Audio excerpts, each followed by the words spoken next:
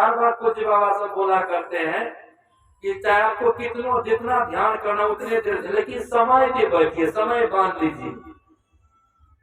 आपको अमुक समय से अमुक समय तक ध्यान करना है, हमको अमुक समय से अमुक समय तक ध्यान करना है, हमको अमुक समय से अमुक समय तक ध्यान। समय बांध करके ध्यान कीजिएगा तो ध्यान के समय में अपने आप मन सिमट जाएगा।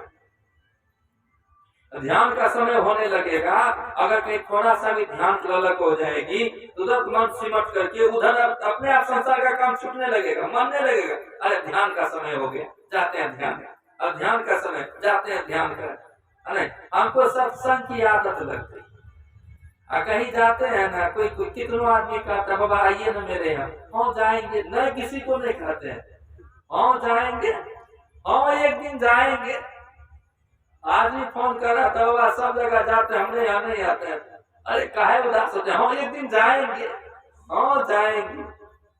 अगर कहीं चले भी गए, अगर कहीं समय पे सत्संग नहीं मिला, धीरे धीरे मेरा मन उदास हो जाता है। तो आकर के क्या किए, सत्संग तो हुआ नहीं दोपहर में। अब फिर दोपहर का समय अगर खत्म हो गया तो मन फिर प्रसन्न थी, सत्संग का समय हट गया ना, फिर मन प्रसन्न था, सब सामने सत्संग तो जरूर होगा।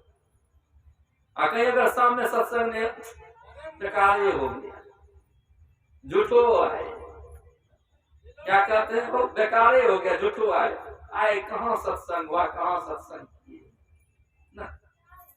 कहिएगा बाबा सत्संग नहीं हुआ तो ध्यान पे बैठ जाइए, अरे ध्यान का समय बंधा हुआ है, सत्संग का समय बंधा हुआ है नहीं। अपने से सत्संग करेंगे तो कितना देर सत्संग करेंगे, स्तुति विनती करेंगे, एक आध भजन गाएंगे, एक आध गुरु महाराज का प्रवचन पढ़ेंगे 4 बजे तक में, तो हम कहियो 1 घंटा फालतू रह गया नहीं, तो क्या करें। उसी तरह से ध्यान और सत्संग का समय बांध के रखिए, ताकि जैसे वो समय आवे ना तो आपके मन में वो चाहना हो जाए। जैसे भूख का समय होता है ना, जिस समय में आप भोजन करते हैं उस समय में भूख लग जाती है, उस समय भोजन के लिए बेचैन हो जाते हैं। अगर भोजन मिल गया तो ठीक है, अगर समय कट गया तो आप भूख जिस समय लगा तो समय भोजन समय ये कट गया, आप खाने का मन नहीं करता, फिर मन काम में लग गया।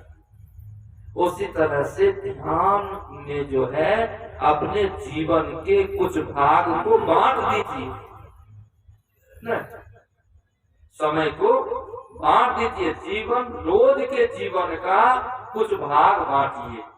हमको इतना बजे से इतना बजे तक ध्यान करना है, हमको इतना बजे से इतना बजे तक सत्संग करना है, ये हुआ लगन। ये क्या हुआ, लगन। लक्ष्मण जी से यही भगवान श्री राम करते हैं, संत चरण पंकज अति प्रेमा, मन क्रम वचन भजन दृढ़। संतों के चरणों में प्रेम हो, मन वचन और कर्म से भजन का दृढ़ नियम बना करके ध्यान कीजिए, नियम बना करके सत्संग कीजिए, नियम बना करके घर का काम कीजिए, नियम बना करके भोजन कीजिए, नियम बना करके शयन कीजिए।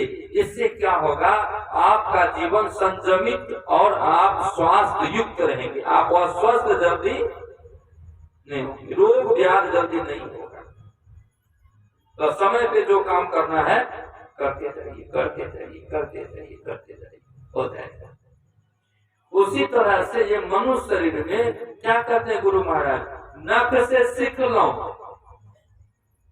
नख से सीख लो, बिंदु प्रति में तुम रमे हो हे प्रभु, प्रति पकड़ में तुम रमे हो, फिर क्यों धरे जाते नहीं, नैनों के तारे चश्म रोशन क्यों नजर आते नहीं, रूह रोशन आत्मभूषण क्यों पकड़ जाते नहीं।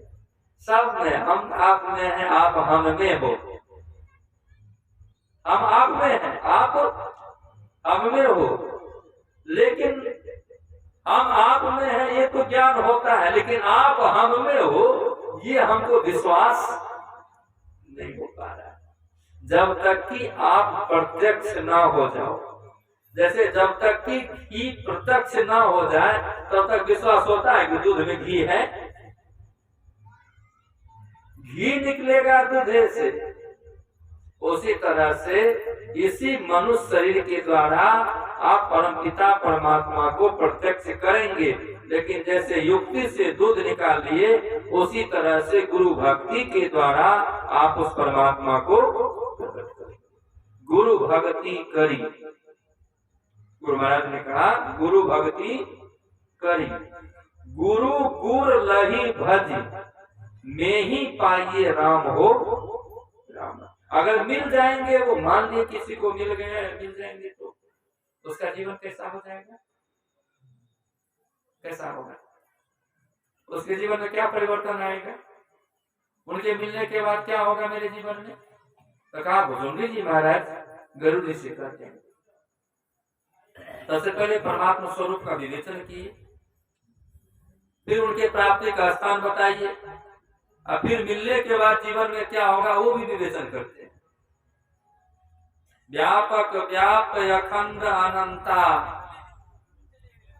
अखिल यमोग शक्ति भगवंता अगुण यदार्व गिरा गोतीता सबदर्शी अनबद्ध अतीता निर्मल निराकार निर्मोहा नित्य निरंजन सुख संतोहा।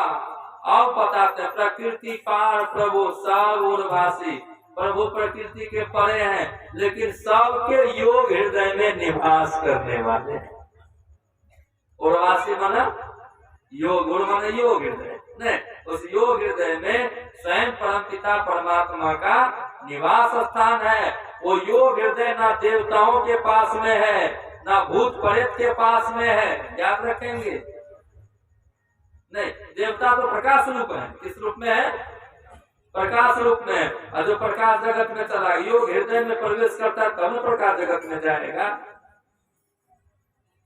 ना अन्य किसी प्राणियों के पास में है। वो योग हृदय मनुष्य के पास में, जो दोनों आंखों के बीच में नाक के ऊपर है, जिसको कि नासाग्र भी कहते हैं, जिसको तिल द्वार दसवां द्वार भी कहते हैं, जिसको आज्ञा चक्र सुखमना द्वार भी कहते हैं, जिसको अष्टान अष्टान बहिष्ठ का द्वार भी कहते हैं, जिसको नवी भी कहते हैं। क्या कहते हैं, नवी। मुर्शद नैनो बीच नवी है, श्याम सफेद तिलो बिच तारा अविगत यलक रवि है। आखी मध्य पाखी चमके पाखी मध्य तारा तेही द्वारे दूरबीन लगावे उतरे भावजल पारा। मुर्शिद नैनो बीच नवी। एक गुरु अपने शिष्य को कह रहे, अरे दोनों आंख के बीच में वो पवित्रतम स्थान है कैसा, वो स्याह सफेद नहीं, कुछ काला है कुछ सफेद है, उसका कुछ भाग काला है कुछ भाग सफेद है। स्याही का रंग कैसा होता है, वास्तविक स्याही का रंग काला होता है। वो स्थान का कुछ भाग काला है कुछ भाग सफेद, स्याह सफेद। कितना बड़ा है, तो तिल के इतना बड़ा है और उसके बीचों बीच एक तारा है। कितनी साधना की होगी संत कबीर साहब, कितनी बारीकी से देखा और परखा। हम साधकों की उन्नति के लिए, हम मनुष्यों की दुर्गति के लिए अपने मुख से कह दिए, उनके शिष्यों ने लिख करके हम लोगों के लिए छोड़ दिया संदेश के रूप में। श्याम सफेद तिलो बिच तारा अविगत अलग रवि है। कहीं उससे आगे बढ़ जाएंगे ना, कहीं से खाली नहीं है। वो कोट भान छवि तेज उजाली, ओ सूर्य का प्रकाश आपके सामने में हो जाएगा, करोड़ों सूर्य के समान चमक। और कैसे आँखी मध्य पाखी चमके अपाखी मध्य तारा अति ही द्वारे दूरबीन लगावे उतरे भवजल पारा। माना दो को दाया देखना है न बाया देखना है, दोनों आंखों के बीच में देखने का प्रयास करो। दो नयन बीचों बीच सन्मुख, गुरु महाराज ने कहा दो नयन बीचों बीच सन्मुख एक टक देखत रहो, आप ही वह बिंदु छलके कट गिरा। खोजना नहीं, अपने दिखेगा। नहीं, जैसे टीवी में जैसे वो क्या करते हैं, सिग्नल आता है तो अपने चेहरा दिखने लगता है। सिग्नल नहीं पकड़ा है तो चेहरा नहीं, टीवी झिन झिन झिन झिन एकदम झरझराता है। नहीं, टीवी जब झरझराने लगता है तो कितना रंग है उसमें गिनती कर पाएगा। उसी तरह से अगर तुम उस द्वार में आप साधक प्रवेश भी कर गए, दृष्टि स्थिर नहीं हुई है, तब क्या, तब तो बहुत प्रकाश, बहुत तरह के प्रकाश देखने में आएगा। और तब तक आएगा जब तक कि सिग्नल नहीं आ जाए, नहीं स्थिर न हो जाए। दृष्टि स्थिर हुई कि तुरंत जो है, जो दिखना चाहिए उसी जिन आकार प्रकाश छिपा हुआ है। लेकिन जैसे स्थिर हुआ तो टीवी में जैसे रूप दिखाई पड़ गया, उसी तरह का साधक को अंतर जगत में अनुभूति हो जाती है। आप बिंदु चमकी आवे, बजरंग होगी आवे, बिजली छटक यति तेज सहस्र दल क्या हो रही। दीपक भरत ज्योत जगमग तारे हो, चांदनी पूरन चंद लखत दी जुराए बड़े की। और देखते जाए दी जुरा जाएगा। आज कुछ ध्यान बना है, चलो अब मेरा ये कम से कम मनुष्य जीवन सुरक्षित हो गया। अब कोई भी मेरे मनुष्य जीवन के, इस मनुष्य शरीर को छीन करके किसी इतर योनि में हमको भेज नहीं सकता। ये तब होगा जब आप मुस्तैदी के साथ ध्यान योग का अभ्यास करेंगे, सदाचार युक्त होकर के, सदाचार मुक्त होकर के नहीं। हाँ, ऐसा मत समझिए सदाचार मुक्त होकर के, नहीं, सदाचार युक्त होकर के। गुरु महाराज जब प्रयागराज महाधिवेशन में गए थे, तो महाधिवेशन के मंच से प्रयागराज में करने की कृपा की, अखिल भारतीय अधिवेशन था। सदाचार पालने के बिना कोई अंतर ज्योति और अंतर्नाद को प्राप्त नहीं कर सकता। इसलिए सदाचार की अहम भूमिका है। सदाचारी बन करके सदाचार का पालन करते हुए मनोयोग पूर्वक अभ्यास कीजिए। इसी अभ्यास के द्वारा आप आज या कई जन्मों के बाद आप आवागमन के चक्र से छूट जाएंगे। और उसका स्थान, छूटने के स्थान का प्रारंभ जो है वही योग हृदय है, वहीं पे परमपिता परमात्मा का निवास है। जबकि प्रकृति के परे है, फिर भी योग हृदय में उनका निवास है। प्रकृति पार प्रभु सब ऊर्वासी, ब्रह्म निरीह, निरीह का अर्थ इच्छा रही, उनमें कोई कामना कोई इच्छा नहीं है। ब्रह्म निरीह विरज अविनाशी, और वहां पे वो स्थिर है। अगर वहां कोई चले गए तब देख लिए, तब क्या होगा? अगर दिखाई पड़ गया, चले गए, अनुभव में आ गया, तो वहां यहाँ मोह कर कारण नहीं, वो माया में संसार से अपने अस्तित्व को ऊपर कर, यहाँ मोह कर कारण नहीं। अरे रवि सन्मुख तम कबो की जान, क्या सूर्य के सामने में कभी अंधकार गया है? क्या जिन्होंने ब्रह्म को प्रत्यक्ष कर लिया, ईश्वर को साक्षात कर लिया, उसके सामने में कभी मोह गया है, कभी दुख गया है? मोह दरिद्र निकट नहीं आवा, लोभ बात नहीं ताही बुझावा। किसको? राम भगति चिंता मन सुंदर, बसई गरुड़ जाके उर अंतर, परम प्रकाश रूप दिन राति, नहीं कछु चाहिए। क्या दिया, क्या घी, क्या बाती, ये सब का कोई जरूरत नहीं है। ये सबसे वो अलग हो गए। अब प्रारंभ में दिया भी चाहिए, घी भी चाहिए, बाती भी चाहिए। कौन दिया, कौन घी, कौन बाती? तो कवि साहब कहते हैं, नाम का तेल सूरत के बाती, मनुष्य शरीर को दिया बना दीजिए। मनुष्य शरीर दिया हो गया। मनुष्य शरीर में आकर के मनोयोग पूर्वक गुरु मंत्र का जप कीजिए, यही नाम हुआ ना। अब मन उल्टे तो सूरत कहाई, और जब मन उलट करके नाम जप में लग गया तो बाती हो गया। और जैसे दोनों दृष्टि के धारे एक जगह स्थिर हो गई तो तुरंत वहां पे प्रकाश हो गया और तुरंत सूरत जग गई, सूरत खुद जलने लगी। नाम का तेज सूरत के बाती ब्रह्म अगिन उद्गार, जगमग ज्योत निहार मंदिर में, तन मन धन सब बारू रे। जब जल गया तो अपने अंदर में क्या हो रहा है देखो सुनो। घट बीच अजब तमाशा है साधो, घट बीच अजब तमाशा, घट की काली घटा में स्थिर तरित जरित प्रकाशा है साधो, घट बीच अजब तमाशा। उस तमाशा को देखिए, देख देख करके आनंद विभोर होइए और भक्ति पथ में आगे बढ़ते रहिए। इसके लिए मनुष्य शरीर मिला है। साईं स्वामी जी महाराज कहते यह तन मानो भव सिंधु पाय सेतु है, वो सदानंद पाने का भी हेतु है। उसको पाने का यदि सुजतन न किया, सोच रे, किसको सोचने के लिए कहता है? दुनिया को नहीं, अपने मन को। सोच रे मन, इससे पा भला क्या किया। दूसरे शब्दों में क्या कहते हैं? अरे मन तुम मान लो, मान क्यों नहीं मानेंगे? तुमको जबरदस्ती मानना पड़ेगा। जरा विचारो, विचार कर विचारो ना। जैसे कि बहुत ट्रक में लिखा रहता है सोच कर सोचो तुम्हारे साथ क्या जाएगा।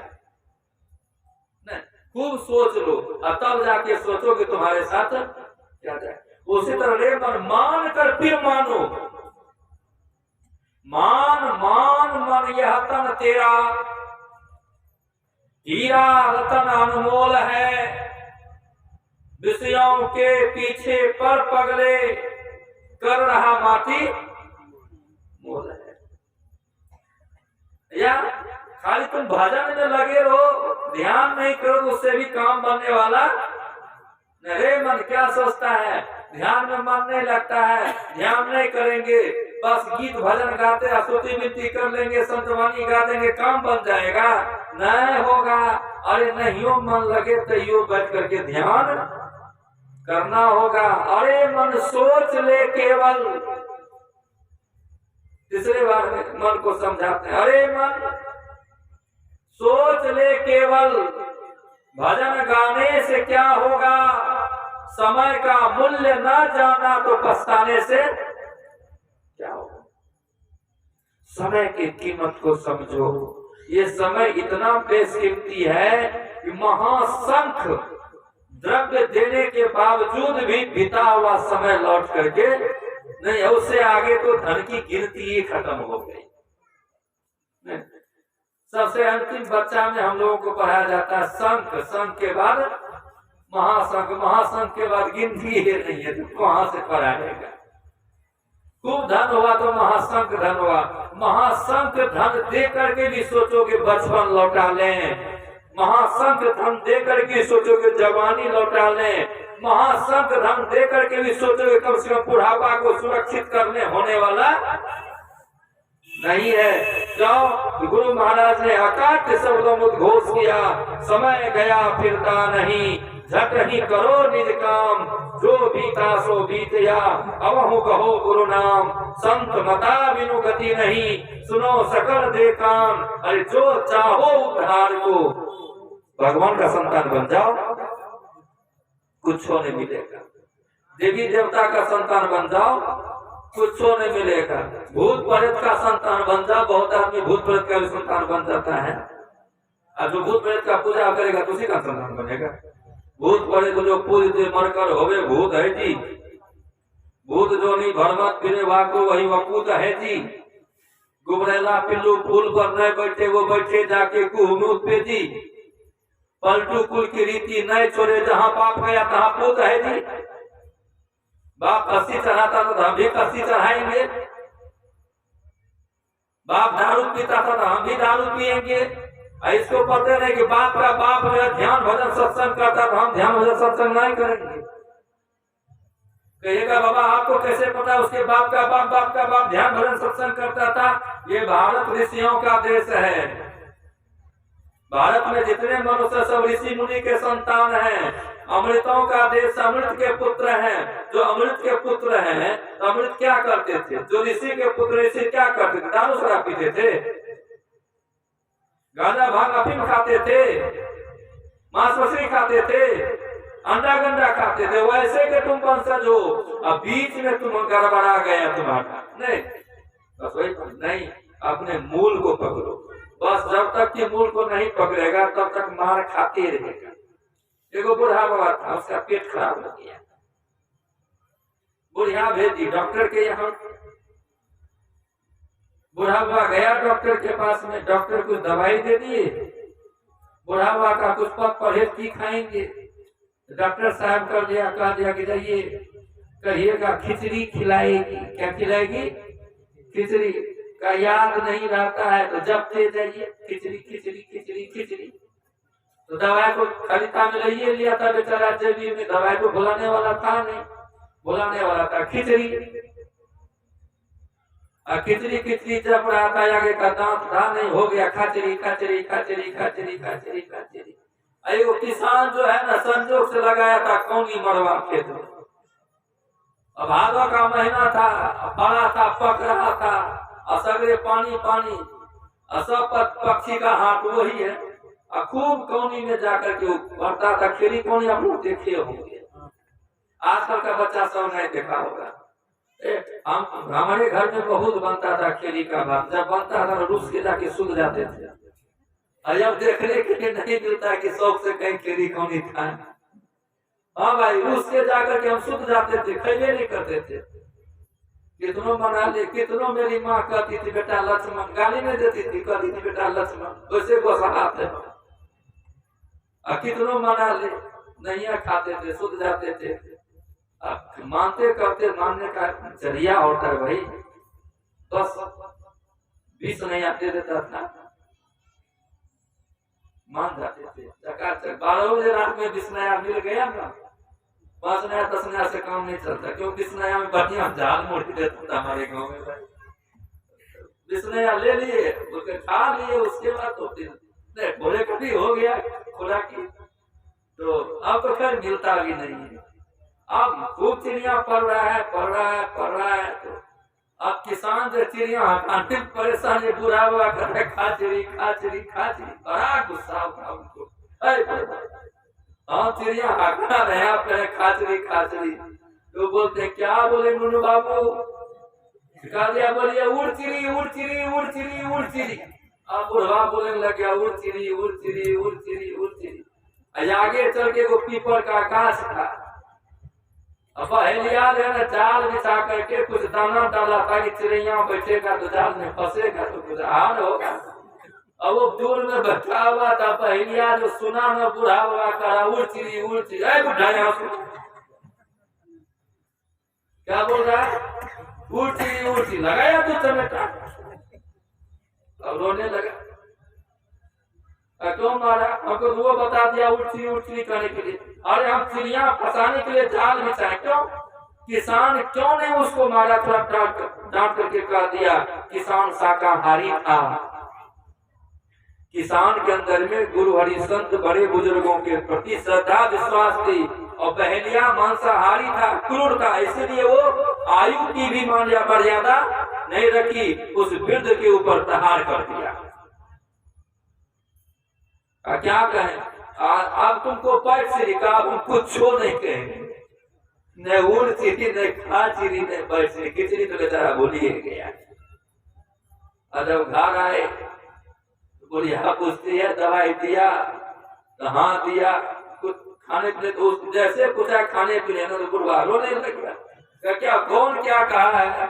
मत पूछो, वो हमको डांट दिया, हमको मार दिया। क्यों डांट दिया, क्यों मार दिया? तो देखिए, जिसमें डांट खाता है ना वो बात याद रहता है, और जिसमें मार खाता है तो वही बात याद रहता है। नहीं, अगर कोई डांट करके कह दे तो वो बात बहुत दिन तक याद रहेगा। फलना हमको डांट करके ये बात कहा है। और कोई किसी बात से मार दे, हम ये बात बोले तो हमको मार दिया। लेकिन कोई कितनों प्रेम से कह दे तो प्रेम की बात उतनी याद नहीं रहती। ये जीवन का एक नहीं गजब सा। तो कहता हम खाचरी कर दो, किसान हमको डांट दिया फलाना, वो कह दिया उर्चरी को, हमको नहीं कहना है, वो कह दिया उर्चरी को, तो बस वो हमको मार दो बहलिया। तब बुढ़िया कहती है वो डॉक्टर साहब ने आपको खाचरी बताया था, ने उर्चरी बताया था, वो डॉक्टर साहब खिचड़ी बताया था। खिचड़ी खाइए पेट ठीक हो जाएगा। उसी तरह से अब मनुष्य की स्थिति उस बुढ़े के समान हो गई है। मूल को छोड़ करके फूल को पूजना शुरू कर दी। नहीं, अक्षय पुरुष एक पेड़ है, निरंजन वाकी डार, त्रिदेवा शाखा भया पाप भया संसार। उस अक्षय पुरुष की, उस परमात्मा की पूजा करें, उस ईश्वर की सेवा करें, उस ईश्वर की आराधना करें। गुरुवा गुड़िया सूप सुपलिया तजदे बुध लड़कैया खलन की, और नहीं तो 9 दिन दुर्गा, 10वां दिन दारू या मुर्गा। नहीं, परसों से खुल गया होगा जावी। नहीं, जो मनोमुखी होगा, जो साकट नवरात्र रखा होगा, मनोमुखी होगा, बाप रे बाप, परसों तो दुकान में मुर्गो सोचता होगा किसका नंबर आ जाए, खसियो सोचता होगा पता नहीं कब नंबर आ जाए। और कलाली भी चकाचक। नहीं, कितना सारा बंदी हो जाए होम डिलीवरी, 100 का 500 में तैयो महंगाई नहीं है। 50 टका चावल किनने में देह टूट जाता है। टूटता है कि नहीं टूटता है? इतना महंगा चावल हो गया, इतना महंगा आटा हो गया, महंगा मुर्गा मुर्गी नहीं हुआ है, मांस मछली नहीं हुआ है, दारू ताड़ी नहीं, गुटखा सुटका नहीं हुआ है। साग सब्जी बहुत महंगा हो गया, गैस सिलेंडर बहुत महंगा हो गया। 1100 का दारू एक दिन पी लेगा वो महंगा नहीं हुआ, 1100 का सिलेंडर 1 महीना चलाएगा तो महंगा हो गया। देखिए भाई, मैं महंगाई का पक्षधर नहीं हूँ, लेकिन बोलने में बोल देता हूँ। नहीं, वैसे आदमी के लिए जो धन को खर्च करके अधर्म को जमा करते हैं, नहीं, धन लगा करके पाप कमाते हैं। धन लगा करके पाप कमाना क्या मनुष्य जीवन का कर्तव्य होता है? कभी सुने मांस मछली खाने से पुण्य की प्राप्ति हुई है? सुने हैं? कभी सुने साग सब्जी खाने से पाप लिखता है? कभी सुने हैं? नहीं। मांस मछली खाने से पाप लिखता है, ये जरूर सुनते रहते हैं, सुनते रहेंगे, सुनते रहते हैं और सुनते रहेंगे। दारू शराब इत्यादि खाने से पाप लिखता है, ये सुनते रहते और सुनते रहेंगे। लेकिन कभी ये नहीं सुनेंगे घी दूध दही खाने से पाप लिखता है। कभी ये नहीं सुनेंगे रोटी भात साग सब्जी खाने से पाप लिखता है। अब पैसा लगा करके पाप कमाओ, ये होशियारी है, ये चतुराई है, ये निरा मूर्खता और नादानगी है। क्या है? निरा मूर्खता और नादानगी है। आप कितनों पढ़ लिख क्यों ना लो, आपके पास कितनों धन संपत्ति क्यों ना हो जाए, जब तक यहाँ खुला है तभी तक के लिए है। यहाँ बंद सब खत्म, मुंद यहाँ करता हूँ कछु नहीं, कुछ भी मिलने वाला नहीं। इसीलिए मनुष्य शरीर में आए हैं, मन को समझा बुझा करके ऐसी कमाई कर लो जो साथ जा सके। मुश्किल पड़े तो राह में काम आ सके। दुनिया में कोई साथी नजर आता है नहीं, साथी है बस नाम का, कोई काम का नहीं। साथी बनाओ उसको जो साथ निभा सके, और मुश्किल पड़े तो राह में काम आ सके। तो वैसा साथी कौन है? साधु बाबा करथिन पैरवी, धर्म जवाना तो है तेरे की, सतगुरु बनथिन वकील, बहस करी जीव के छोड़ाई लेते रे। इसी मनुष्य शरीर में आप साधु की संगति कर लीजिए, ताकि उस विपत्ति के समय में भी जमदूत के पास डट करके वो साधु बाबा कह देगा, अरे कहाँ लिए जा रहे हो इसको, ये मेरे साथ में बैठ करके सत्संग करता था, मेरे साथ में बैठ करके बहुत दिनों तक इसने सत्संग किया है, इसको तुम कहाँ लिए जा रहे हो, अनिति करे, रुको। जैसे साधु बाबा जमदूत या जमराज के मार्ग को रोका, आपने जो जीवन में जो भी पुण्य कर्म किया है, जो भी धर्म कर्म किया है, जो भी सेवा कर्म किया है, तुरंत वो आके खड़ा हो जाएगा, नहीं मानते देखो हम जमानतदार हैं, मैं सेवा हूँ इसने जीवन में सेवा की है, मैं दान हूँ इसने जीवन में दान किया है, मैं धर्म हूँ इसने जीवन में कर्तव्य कर्म का पालन किया। रुको, मुझे तो देख के रुको। तब तक मैं कहीं अगर जीवन में गुरु बना लिए हैं तो तुरंत वकील बन करके चले जाएंगे और जा करके बहस करेंगे, आपको जमफंद से छुड़ा लेंगे। अगर आपने जीवन में ये काम नहीं किया है तो कोई काम देने वाला नहीं है। इसलिए मन को संभाल करके, मन को समेट करके, मन को मनुष्य शरीर की उपादेयता बता करके और उसके बाद गुरु युक्ति जान करके भक्ति भजन में लग जाए, हम आप लोगों का जीवन सुख में सुखला हो जाएगा। कहने की बात बहुत है, अब हम यही तो रखना चाहते हैं। सदस्य पूज्य रूपेश बाबा बोले थे, बाबा 9:15 बजे तक कह देवे तो हम ये के लिए 50 रह गए, 5 मिनट बेसी रह गए। अब हम यही तो रखना चाहते हैं। पोती के की नाम रखना चाहिए, वरुण बाबू करना चाहिए, हिमांशी। परमानंद सदगुरु महाराज से हम प्रार्थना करते हैं श्रीमती हिमांशी कुमारी के लिए। बड़ी सौभाग्यशालिनी वो बच्ची है, बेटी घर की खुशियां होती है, बेटी घर की लक्ष्मी होती है, बेटी घर की शक्ति होती है। जय बेटी वह गाँव, हम बराबर ये बात करते हैं, जय बेटी वह गाँव, जय बेटा वह गाँव गया। बेटी के ससुराल जाने में तनियों को नहीं हिचकेंगे, और बेटा का ससुराल अगर 2 से 4 बार चले गए तो जरूर कोनो बात है। कितनों बुरा है ना, तो आपके ऊपर एक उंगली उठ जाएगी, बहुत दौड़ दौड़ करके बेटा का ससुराल जरूर कोनो बात है। अब बेटी के ससुराल में जाकर रहबो करेंगे तो कोनो बात है, कोनो बात है नहीं। हो बुलाता था यो नाती देखने के लिए चले जाएंगे, नाती देखने के लिए चले जाएंगे ना। अब बेटा के ससुराल में क्या जाएंगे, पोता पोते देखने के लिए, पोता पोते उसका ये क्या देखने के लिए आए तो नहीं। इसीलिए बड़ा सौभाग्य होता है। नहीं, कुल पवित्रता पुत्री से होती है। बच्ची बहुत सौभाग्यशालिनी है। सदस्य श्री वरुण बाबू की सुपुत्री, उनके नाम पे उनके जन्मदिन के उपलक्ष्य में सत्संग हुआ। गुरु महाराज से प्रार्थना करते हैं श्रीमती कुमारी हिमांशी के लिए, उनको ये सत्संग का फल प्राप्त हो, चिरंजीवी दीर्घायु हो, स्वास्थ्य सुंदर बना रहे, आगे चल के वो समाज का पथ प्रदर्शक बने। सदस्य श्री वरुण बाबू परिवार तो तमाम लोगों के लिए गुरु महाराज से प्रार्थना करते हैं, सबों का जीवन सुख में आनंदमय कल्याणमय हो।